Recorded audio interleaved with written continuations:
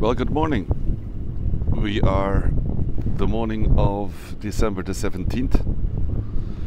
We're going into the third day of our passage from Las Palmas in the Canary Islands to Cape Verde.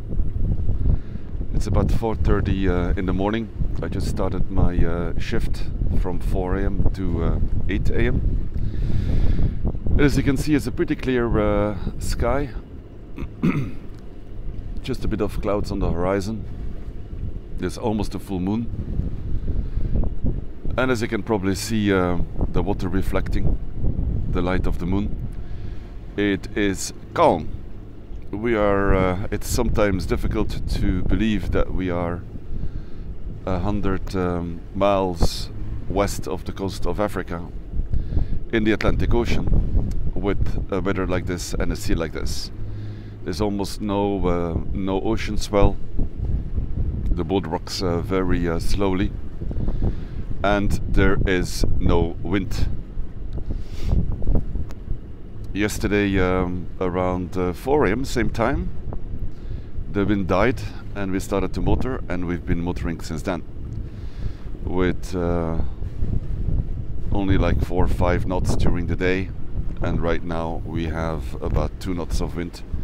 So virtually no wind whatsoever. We still have, I don't know if you can see it on the video, we still have the mainsail up. It helps to stabilize the boat a little bit, because earlier in the night it was a little bit more of a swell. So with the mainsail, although it doesn't help us with the speed, it helps us to stabilize the boat. We are, as I said, about 100 miles out of the coast of Africa. Let me zoom out a little bit. So here you see Africa in yellow. We came from the Canary Islands, and we're going south to Cape Verde, which is up here, well, down here. We're currently off the coast of Western Sahara, and gradually, I think within 24 hours we should be off the coast of Mauritania. And as you can also see, we are alone. There is no traffic whatsoever. We're one lonely boat in the ocean. We do have contact with other boats that are crossing, doing the same crossing. And actually one of the boats about 2 days ahead of us just messaged us that they came across a wooden boat with about 100 migrants afloat with the faulty engine. Probably they drifted from further north off the coast of Morocco, trying to reach the Canary Islands, and then the current took them south. And of course they did the necessary things. They gave them food and water, and reported them to Las Palmas radio, who is sending a rescue boat. So hopefully somewhere during the night or tomorrow we'll see the rescue boat passing by. But a calm night. It's rare that you can see reflections of the moon as clear as it is now, with almost no ripple from the wind whatsoever. It's a clear sky. I'm not sure if on video you can see the stars. I took some nice pictures with the iPhone. It's amazing the pictures you can take at night with an iPhone. It's beautiful. So a bit of the data with a tour of our instruments as we have right now. So at the helm position, the main steering position, we have, go back a little bit and zoom out. We have the plotter on top. Below that we have the analog compass. and then we have 3 instruments. On the plotter we can see well, the radar data as well as the AIS data, the automatic identification system. So any boats in our neighborhood who also have AIS, and that's probably a majority of the larger boats, would show up as they broadcast their data automatically. We have as usual during the night, we have the radar running, and any traffic that we would see or any obstacle would show up in red, a bit like you see over here at the top of the screen, but this is just ghost reflections from the mast. But for the rest, no red dots whatsoever. So no traffic, no obstacles, none whatsoever. As data on the right, you see from top to bottom our speed over ground. That is the speed in knots that the boat is doing as actual movement. Below that is speed through water. That is the speed of the boat versus the water, and those can differ if you have a bit of current, as we do right now. So the boat is actually moving at 5.7 knots over water, but because the water is also moving with the current, our speed over ground is higher. So as you can see, we probably have about half a knot or something of current with us, because our speed over ground is higher than the speed through water. Below that, the course over ground, so the actual course the boat is following. Below that, the depth, but as we are now in about between, it's difficult to see on the plotter, between 3,000 and 1,000 meters. The plotter gives, the depth sounder gives indefinite. Below that, AWS, the apparent wind speed. That is the wind as you feel it in your hair. So as the boat is moving, it calculates the difference between the wind speed, the actual wind speed, and the wind speed taking into consideration the movement of the boat. And below that, AWA is the apparent wind angle as the boat is moving, where the apparent wind comes from. And then below that, let me clear the cursor. Below that we have the sea temperature, which dropped in the last 24 hours by about 2 degrees, which is somewhat strange because we are moving southerly. At the moment we're moving at 210 degrees, so due south is 180. So we're going southwest, heading straight for Cape Verde. I'll come back to that drop of seawater in a moment. Then the other instruments at the helm position. This is our main wind instrument. Lots of data in terms of figures. We see on the bottom left the boat's speed. So that is the speed over water that we've seen on the other display. Bottom left, the true wind direction. So not the apparent wind direction, but where is the wind actually coming from. So right now it's coming at from 290 degrees. Top right, true wind angle. So the previous on the plotter we saw the apparent wind angle. So this is the true wind angle, where at the moment the wind is coming from, although there is not that much wind. And then the true wind speed.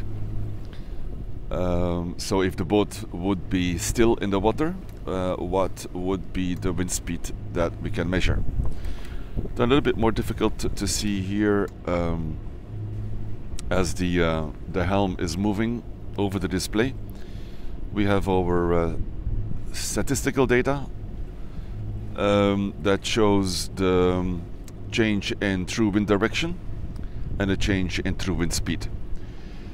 So at the moment, as you can see, the true wind speed is about 2 knots, which is virtually nothing. This boat needs at least 10 knots to get moving. And then on the right we have our autopilot. We're set on an autopilot on a heading, so the heading is 207, heading towards the Cape Verde. Now, if you remember from the other display, our heading, the course we set the boat to, is different from the actual course that we are taking, because there is a little bit of current. Each of these displays here can be changed, so we have multiple displays with our position data, but also with the current. Well, here it says tide, but tide and current in this measurement is the same. So at the moment you see we have about 0.8 knots of tide, pretty much with us. So the water mass below the boat is moving at a speed of 1 knot, more or less in the direction of the boat. So that's more or less southwest. And of course, for the people who sail amongst us, can calculate the difference between speed over water and speed over ground. The difference between the two would be the current. So the speed the boat is following over the water, or the speed the boat is doing over water, if you add the current on top of that, or subtract it if the current is against you, then you get your speed over ground. Let me switch this display again.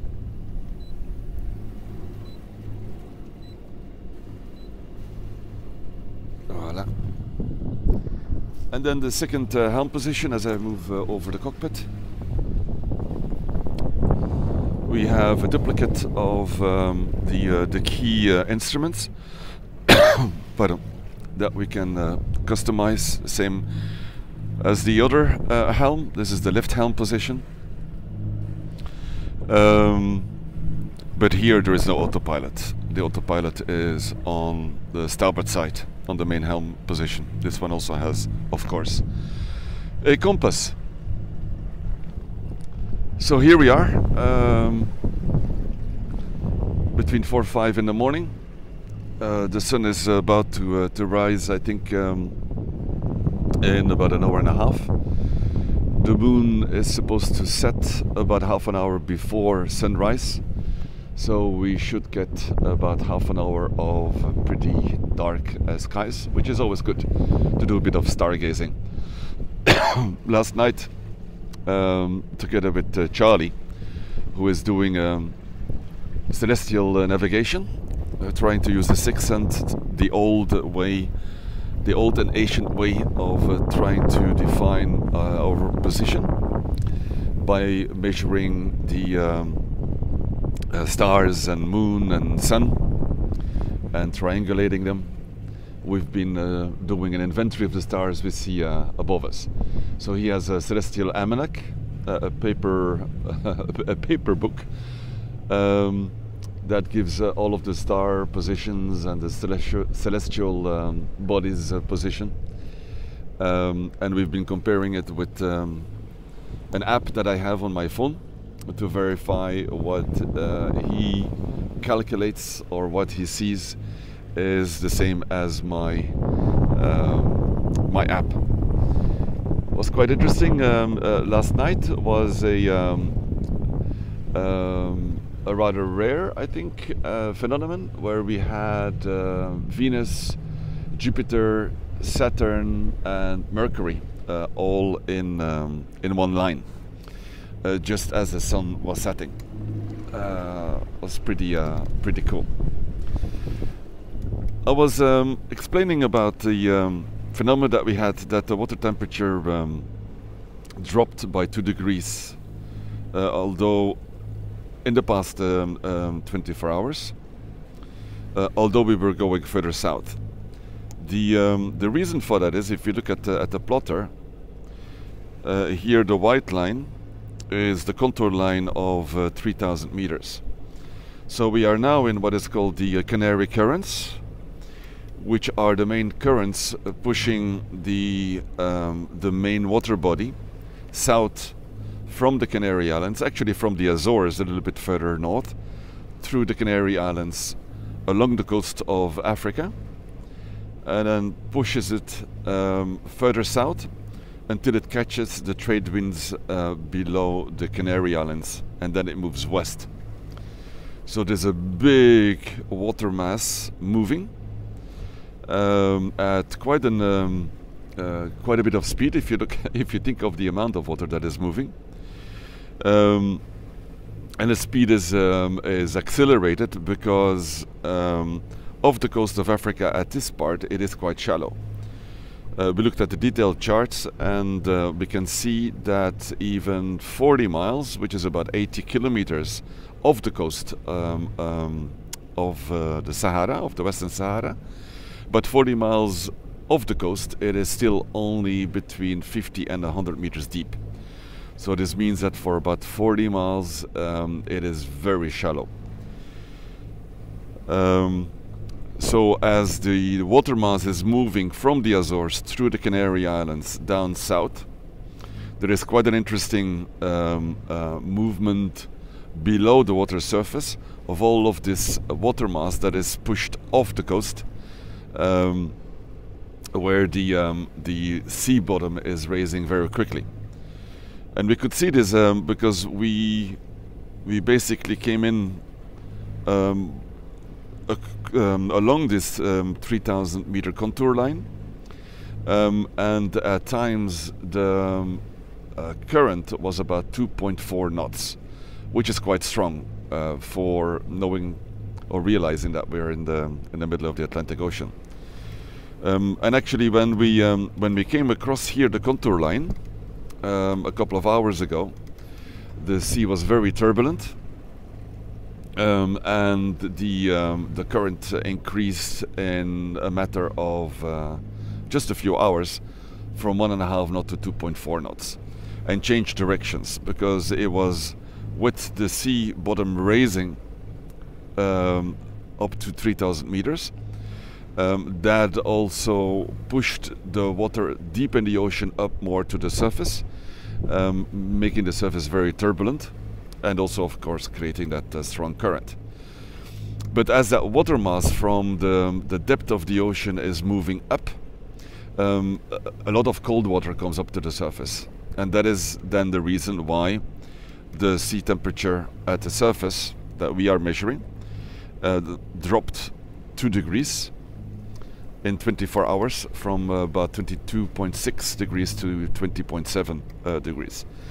So a lot of science. But nevertheless, we enjoy this beautiful night. We're enjoying, even though we're motoring, we're enjoying the view, and realizing that, you know, these are exceptional days, and we feel very fortunate to be able to be here with our 4 crew. Making our way further south to Cape Verde. With that, we sign off. We're going to continue our watch until 8 o'clock in the morning, and hopefully tomorrow we will catch some wind. If our predictions are right, that should be around tomorrow, if not middle of the morning, somewhere around noontime. And then we should be on a wind highway towards Cape Verde. Hopefully, touch wood. See you all, good night.